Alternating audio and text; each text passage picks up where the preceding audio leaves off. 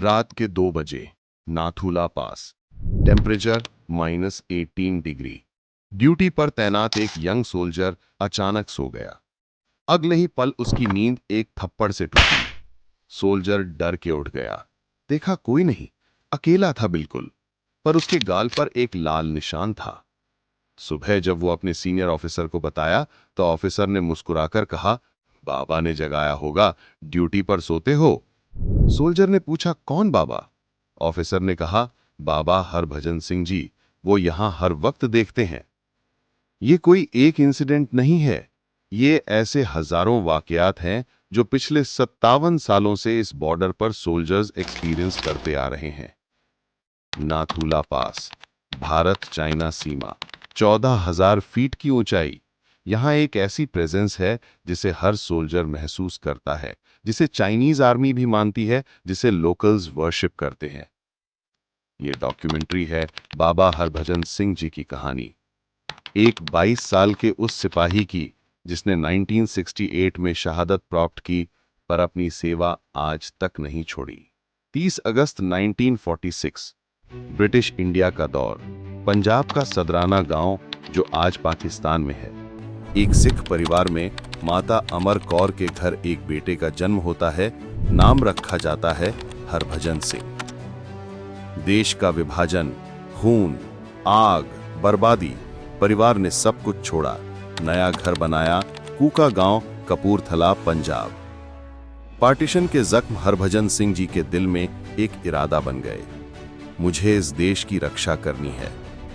पढ़ाई DAV high school पट्टी से। 9 फरवरी 1966 में एक सपना पूरा हुआ। हरभजन सिंह भारतीय सेना में शामिल हुए, 23rd battalion Punjab regiment. Nathula pass, 14,000 feet, ठंडी हवा, ऑक्सीजन कम, टेरेन खतरनाक, पर सिपाही हरभजन सिंह हमेशा मुस्कान के साथ, ड्यूटी के प्रति समर्पण, अपने साथियों के प्रति प्यार। 4 अक्टूबर 1968, हैवी रेन्स, फ्लड्स, लैंडस्लाइड्स। उन्हें एक डेंजरस ड्यूटी मिली, म्यूल कैरावैन एस्कॉर्ट करना, तेकुला से डेंगचुकला तक। सफर शुरू हुआ, fog, slippery paths, glacier stream नीचे, पर एक पल में पैर फिसला और वो तेज बहते ग्लेशियर स्ट्रीम में गिर गए। कुछ ही सेकंड्स में वो बह गए, नजर से दूर। Emergency declared. सच ऑपरेशन चला, 1 दिन, 2 दिन, 3 दिन।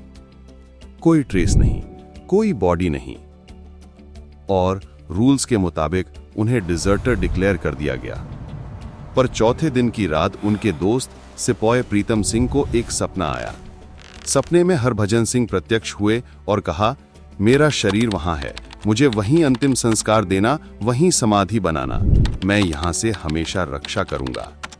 सुबह ऑफिसर्स ने चेक किया और बिल्कुल वहीं जगह पर उनकी बॉडी मिली। अंतिम संस्कार पूरे मिलिट्री ऑनर्स के साथ हुआ और उसी जगह पर उनकी समाधि बनाई गई। पर यह अंत नहीं था, यह शुरुआत थी। सोल्जर्स ने उनकी प्रेजेंस महसूस करनी शुरू की। शीट्स क्रम्पल मिलती, बूट्स में मिट्टी लगा मिलता, जैसे कोई रात को पेट्रोल करके वापस आया हो। सपनों में वार्निंग्स देते, डेंजर बताते, और सोल्जर्स बच जाते। धीरे धीरे उनकी याद में विश्वास बन गया। आर्मी ने उन्हें ऑनरेडी कैप्टन का रैंक दिया।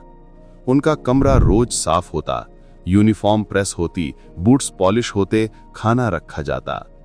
हर साल 11 सितंबर को उनकी एनुअल लीव होती, ट्रेन में उनकी सीट बुक होती, एस्कॉर्ट सोल्जर्स जाते, उनके गांव कपूरथला 2 महीने बाद वापस, जैसे एक जीवित ऑफिसर की ड्यूटी हो।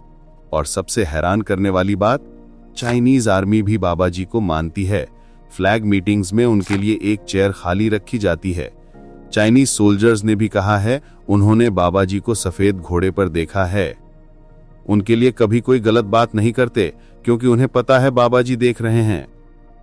आज भी नाथुला पास पर बाबा हरभजन सिंह जी का मंदिर खड़ा है। हर सोल्जर ड्यूटी पर जाने से पहले बाबा जी से आशीर्वाद लेता है। बाबा जी का पानी मेडिसिनल माना जाता है। कुछ लोग कहते हैं ये मिथ है, पर जब सोल्जर्स अपनी जान दांव पर लगाकर बिलीफ रखते हैं, जब चाइनीज आर्मी भी रिस्पेक्ट करती है, जब थाउजेंड्स ऑफ पिलग्रिम्स मंदिर आते हैं, तो ये सिर्फ कहानी नहीं है, ये फेट है, ये सत्य है। बाबा हरभजन सिंह जी 30 अगस्त 1946 को पैदा हुए, 4 अक्टूबर 1968 को शहादत प्राप्त की, पर उनकी सेवा, उनकी रक्षा कभी नहीं रुकी। सच्ची देशभक्ति मौत से भी बड़ी होती है। ओम शांति। जय हिंद। जय बाबा हरभजन सिंह जी।